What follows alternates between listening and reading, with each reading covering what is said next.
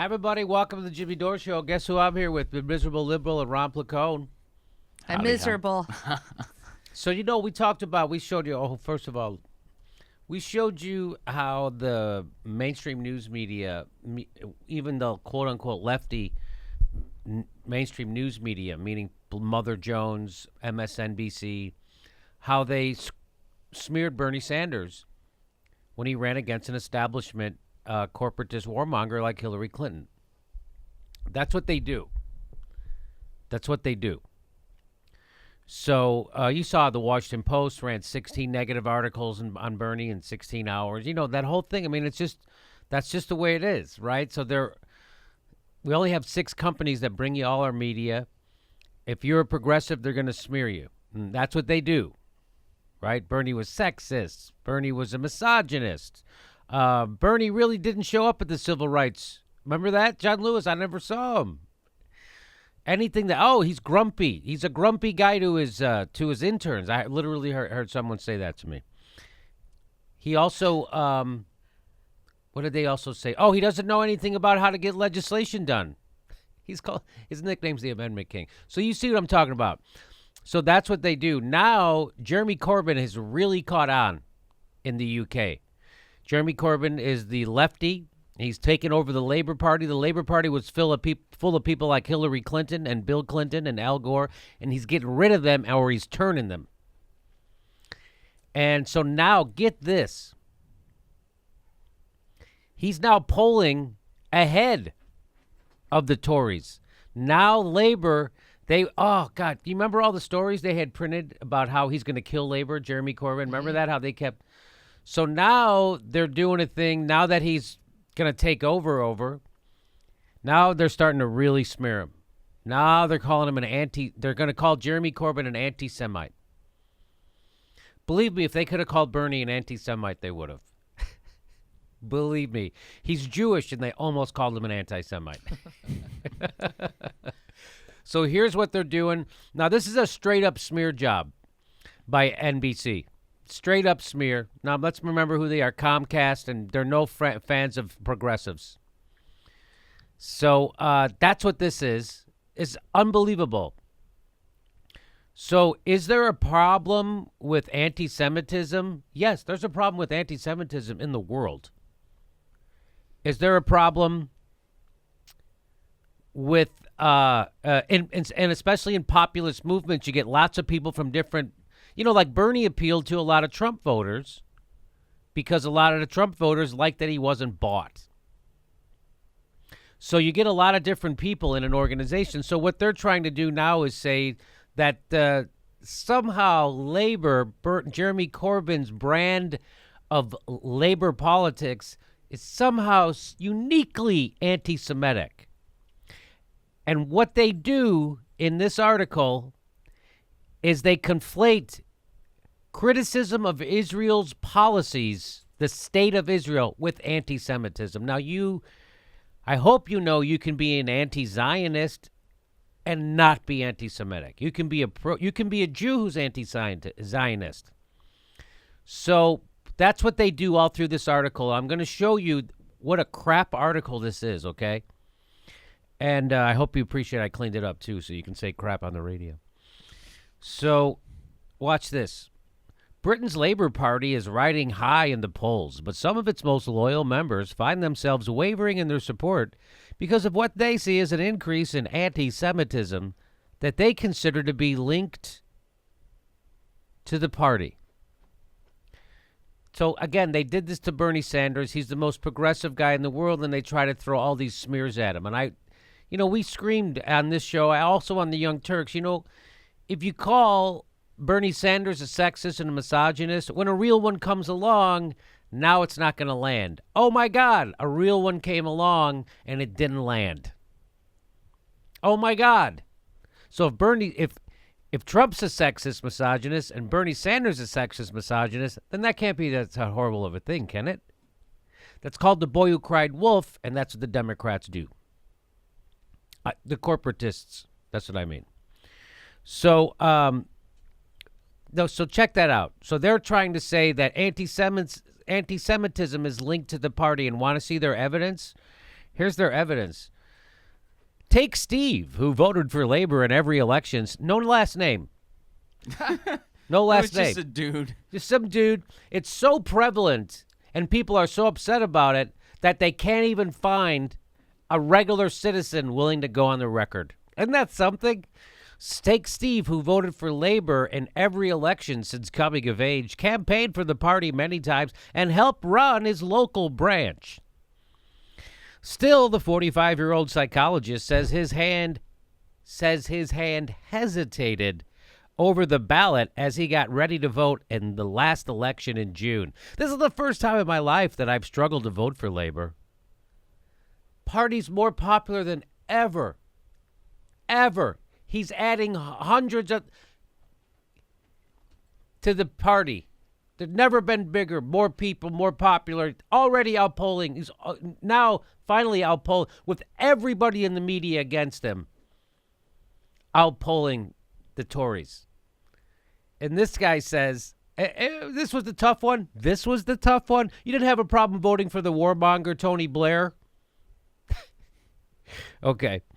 I've been a proud member of the party my entire life, said Steve from the northern town of Derby, who asked that his full name not be used for fear of retaliation from the party. You know how those progressives are so violent. You know, the anti-war crowd, they're so violent and reactionary. There was going to be a chair thrown right at his head if they knew that last name. Oh, my God, I forgot about that, Ron. Yeah. That's correct. Remember they tried to say Bernie Sanders supporters were violent, and they're doing the same shit here. Oh, I forgot all about that. And then that hack John Ralston, who's the dean of bullshit, who got fired for being a horrible reporter, even though they still prop him up in the mainstream news media. He said that the Bernie's supporters were throwing chairs. It's still up on his website, by the way. Steve paused before voting for... Steve, hey, maybe you move on to another person who's willing to give you their last name. I don't know. For F's sake, it's not like they're an official. It's not like they have to keep their anonymity or else it'll, because they're on the inside. They're just people. Yeah, I mean, I'm not going to take this seriously until I hear what Mike has to say about all this. If someone can find me Mike's input. Can you find me a random Steve? Thank you, Ron. Just a random Steve. So he says, Steve paused before voting for Labor because of what he sees as an increase in anti-Semitism, both online and in real life, under the leadership of Jeremy Corbyn. There are members of my local branch that now won't speak with me because they know I'm Jewish. Really? And that's because of their progressive politics? What the F? This was never the case and only started in the last 2 years. So Labor, traditionally the most progressive party, Labor, Jeremy Corbyn, the most progressive guy over there. I really think he's a racist anti-Semite. What the F? Here we go. A survey conducted just before the election by polling company Survation and the Jewish Chronicle newspaper found that Labor held the backing of only 13% of British Jews. So those 13% of British Jews who are backing Labor, are they also anti-Semitic? Are they self-hating Jews and that's why they join? Maybe Jeremy Corbyn's been outspoken against the BS policies of the Israeli government, like we have, like everyone should be. And the strength, everyone worries that Putin might have hacked an email server from not even a government organization. But nobody has a problem that Israel completely manipulates our Congress and our legislation. Nobody has a problem with that. That's true. All right. And, Jimmy, when I look at this and it says a survey conducted, and come on, how many surveys have ever been conducted here that they've asked you, what's your point of view or what's your position? I think there's not enough information, again, to point out that only 13% of British Jews are supporting the Labor. I don't. I'm with you, Steph. This poll was conducted by Survation, which, okay, but I'd really buy into this poll if it was conducted by Joe. If they told me Joe did the poll. then I would have been sold. But Yes. Yeah, the polar want to keep the last name. There's a certain section of his supporters, not all of them. You can say that about anybody's supporters. There's a certain section of his supporters, not all of them, that really struggle to understand that you can be a Jew and in the party and also support Israel without being a supporter of the right wing, said Hannah, who asked her name not be used for say. Okay. Do you guys think that Hannah dates Steve? You think there's something going on? So, but yeah, I'm thinking that. Hey, so maybe Hannah ran into a dick or two at her local meeting or whatever. Maybe there's a guy who's a dick. Oh, it's this now. This is just insane. Yes, I'm sure there are people who feel the way she says they feel. What does that have to do with Jeremy Corbyn? Well, we want to smear him, and this is how you do it. It goes on. It's black and white to them. If you have any sympathy for Israel, they are triggered and can't control themselves. This literally sounds like a John Ralston news article about the Bernie Bros being violent, and they can't help themselves. The Jeremy Corbyn support. It's horrible. See, isn't it? Ron, isn't this crazy? Well, this is crazy because shouldn't the argument be like the other side of looking at that is black and white? Yes. Where like if you're critical of like, I don't like what the Israeli government is doing, and I know it's a very, very deep-seated conflict, but they have the power right now. I want a diplomatic solution. That has nothing to do with anti-Semitism, right? And to make that connection, well, that's being as black and white as it gets. So what you're saying is that when people criticize Israel, they're saying that's anti-Semitism and that's black and white. They're being black. There's no nuance. Black and white. Yeah. I mean, it's yes, I got it. Can I just say yes. that this article is triggering me? Yes, this article is triggering me too. Is Steve bugging you? I'm Steve's starting to. It's Hannah. Hannah, I have a problem with. Hannah said that since Corbyn became the Labour Party's leader in 2015. She has received countless anti-Semitic messages on social media. What the F? So some people on Facebook are saying ugly shit to you because Jeremy Corbyn is now popular? That's what happens. So Jeremy Corbyn's popular. Countless anti-Semitic, but this is like Joan Walsh saying Bernie Sanders supporters are misogynist because of my Twitter feed. No, there's some dicks on your Twitter feed. That has nothing. Could you be less scientific? Could you be less scientific and more smear merchanty? No, I don't think so. So it goes on, including a particularly So it's just. So some people are being mean to her on social media in an ugly way. And so that has something to do with Jeremy Corbyn. That doesn't have anything to do with Jeremy Corbyn. The party itself appears to be taking these fears seriously, commissioning a report into anti-Semitism in April 2016. It found that there was an occasionally toxic atmosphere in the party, but that it is not overrun by anti-Semitism, Islamophobia, or other forms of racism. So, yes, like in life, there is an occasionally toxic atmosphere. Yes. I've been all over the world. Everywhere you go, anti-Semites. Everywhere you go, racists. I know that I was from the north. I'm from Chicago, and people used to think, oh, you go down south, they're racist. You ever been in Chicago? That's where they threw a brick and hit Martin Luther King in the head. Right by my house. So, you ever been anyway, you know what I'm talking about? Oh, no, I know what you're talking about big time. So this whole thing is they're trying to pretend that if we find some anti-Semitism anywhere in the Labour Party, see, I told you, there's racists, there's anti-Semites, these are things that happen in society. And to say that because Jeremy Corbyn is progressive or that there's something about Jeremy Corbyn is just a smearing. Okay, I'm going to try and get through this. Yet the concerns are persistent, marking a sharp departure for Labour, which has listen to what they even say in their own article. Marking a sharp departure for Labour, which has repeatedly sponsored legislation promoting equality in the UK, including on pay, gender, and religion. So this is the old, you take their strength and you try to undermine it. So when John Kerry was a war hero, Karl Rove attacked his Purple Heart Medal, said he was shot running away. Bernie Sanders is the biggest progressive, way out and ahead of Hillary Clinton on social issues, way to the left of her on economic issues. What do? We smear him. We say he's none of those things. We attack his progressive. Oh, look, he's misogynist. Oh, black people don't like him. Oh, they're violent. The exact opposite of everything he is.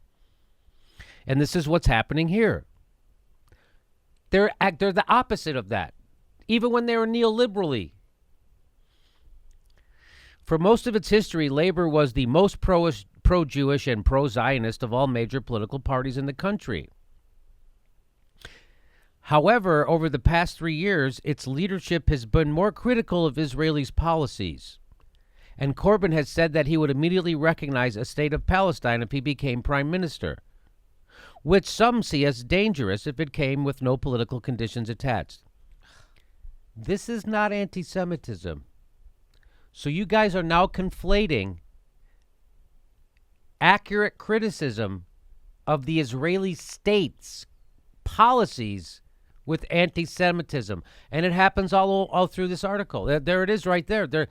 See, he's been really critical. So this is their like evidence to back up why people feel this way. Instead of pointing out, people keep conflating and mistaking criticism of the state of Israel's policies with anti-Semitism. That should be the headline of this article. And they should repeat it in every paragraph. So people think, oh my God, that's dangerous. Oh, it's dangerous. He's dangerous. To recognize the Palestinian state. Oh my God. Watch this. Corbyn's controversial friends. That's the headline for this paragraph. Corbyn himself used to be a millstone around the Labour Party's neck. In June 2016, a majority of his own legislators in Parliament passed a motion of no confidence in the vain hope that he would just quit. Yeah, so when a guy comes, that's like when Bernie Sanders, if he would have actually taken over the Democratic Party, which he didn't, if he would have, it would have been all the Neera Tandons and the Debbie Wasserman Schultzes and the Tom Perez's, all the corporatist warmongers revolting against Bernie Sanders. That's what happened over there. But guess what? They all got their mind right now. So that, again, this is all, see, even his own party hates this guy. This guy's unpopular. How could such an unpopular guy become so popular? So they're only doing this because he's super popular now, and they're trying to say, look how unpopular he is. You mean he might legislate on behalf of the people? That's what they're afraid of, Steph. That's what they're afraid of. That's what they're afraid of. And they're afraid it might catch on. Now the opposition leader, who is strongly against nuclear weapons, meaning Jeremy Corbyn, strongly against nuclear weapons, and who believes in the renationalization of railways and other public services, has helped his party overtake the Conservative Party in the polls. This is why they're doing this. This is why they're doing this. The last sentence in that paragraph, the most recent YouGov poll showed an 8-point lead for Labor.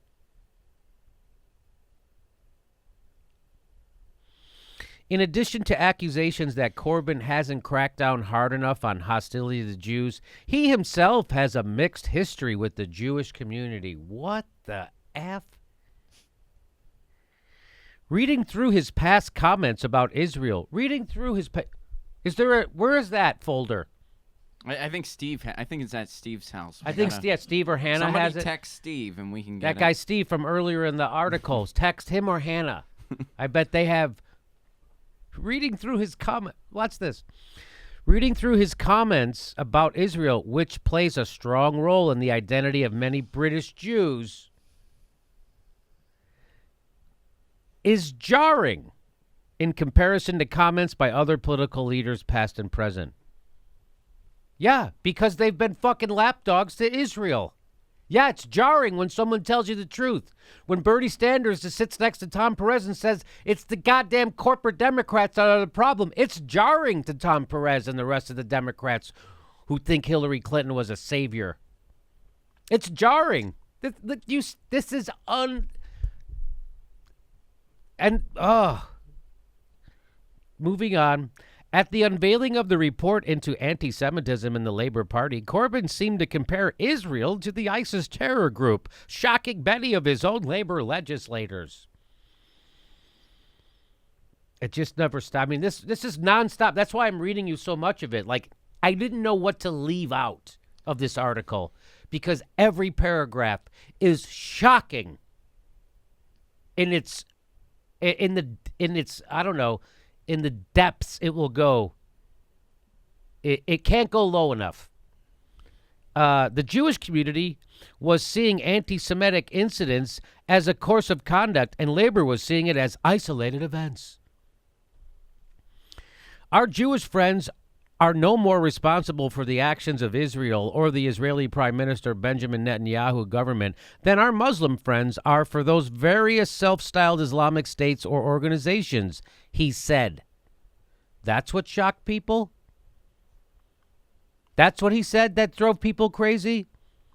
That your everyday Muslim isn't responsible for the atrocities of ISIS, just like the everyday Jewish person isn't responsible for the atrocities of the Israeli state?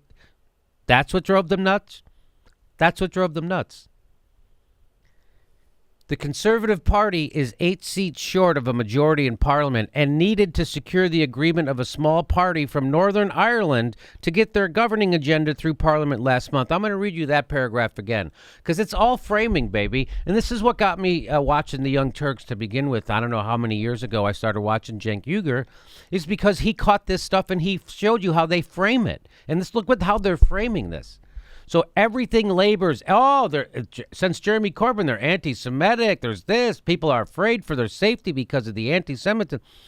The Conservative Party is 8 seats short of a majority in Parliament and needed to secure the agreement of a small party from Northern Ireland to get their governing agenda through Parliament last month. You know that small party in North? They don't tell you about that small party in Northern Ireland, do they? Who the Tories had to team up with. They're a bunch of radical creationists, right? Am I right, Brian? Yes. What are some of their other horrible things about them? The Democratic Unionists. The Democratic Unionists, right? That's in Northern Ireland. Yeah. And so they're a bunch of quacks, right? They're a bunch of like overly religious creationists and homophobes, right? They don't tell you. They don't say, by the way, they had to they'd secure the agreement of a small party, a bunch of creationist homophobes. They don't tell you that. So the Tories are hooking up with creationist homophobes to get their legislation passed. But let's keep the focus on the progressive politicians. They're the problem. One of the main problems, according to Fletcher, is that Corbyn acknowledges individual incidents of anti-Semitism, but does not see them as part of a systemic problem. Okay, there you go. So that's the anatomy of a frickin' mainstream NBC News smear on a progressive, because they're afraid if Jeremy Corbyn catches on like he is catching on, it could spread. And they can't have that. Comcast can't have that spread. There's not enough Ed Schultz to fire. Well, another thing about the anatomy of a smear is that they always put the person in a damned if you do, damned if you don't right. Yes. situation. Like using Bernie as an example. Bernie doesn't have, not a lot of black people like Bernie says. He's not really good in that population. Well, and then when the Black Lives Matter situation happened, where right. Bernie Sanders let them have the mic and was like, I want to hear what you have to say. Hillary Clinton shooed them away, told them to shut up. How about that? Oh, he's weak. Yes. He let them. It's like, what do you? He's damned if you do, damned if you. Like it's like what? I thought the way he handled that was amazing. I thought that was awesome. Like, oh no, he was weak. That was weak what he did right there. But, and same thing here. Like Corbyn. He has a message that is actually is against anti-Semitism and is against Islamophobia, and is recognizing the two as something that is bad. And instead, that's misconstrued and being like, oh, well, he's comparing this to ISIS. That's crazy. I mean, it was like just mental gymnastics to kind of put him, like to kind of try to capture him, basically. Ron, if we Jagoff nightclub comedians, on a YouTube show did as shitty a job as that, there would be 10 motherfuckers making videos about it, and I'm sure the Washington Post would put it in an article somehow. I'm sure the Washington Post would be like, did you see what these YouTube... By the way, the Washington Post lead political reporter is literally tweeting insults about our YouTube show. When you fucking are the big shot reporter for the Washington Post and you are rattled by a YouTube jagoff comedian, you are... I guess that guy's onto something. Turns out we're onto something. We sniffed him out. That's another video. But yeah, I'm telling you, if we did half a horrible job, we cover things correctly, and they still fucking shit on us. We cover stuff correctly. We say we're waiting for evidence, and they still make a scandal out of it. This right here, this whole NBC News should have to shut down for this. We got Steve. That's all the evidence we need. Yeah. We got Steve and those comments on his Facebook They wall. were jarring. They were. Wow. So that's the boy who cried wolf, right? So if Jeremy Corbyn is an anti-Semite and he's got a lot of ugliness, and then you're screwed because it just gets worse from there. You just got to go. There's nowhere to go but right. So I just wanted to show you that and to remind you, especially now, do not believe the mainstream news media. Don't believe NBC News, Washington Post, New York Times, the MSM, the way they frame everything. This is how they frame it. Like, for instance, if I was going to write an article on Jeff Bezos, I would start it off by predatory capitalists who's been crushing local economies in bed with the CIA and unethically does not reveal that it is. That's how I would start. But and is now the richest man in the world. And is now the richest man in the world. What's the problem with that? Now, if you, that's how I would write an article about it. But if you were at the Washington Post, you would probably say, genius businessman and philanthropist Jeff Bezos. So you see the differences in the framing, and that's why I wanted to show you this, because that's disgusting. And now you know why people get their news from YouTube.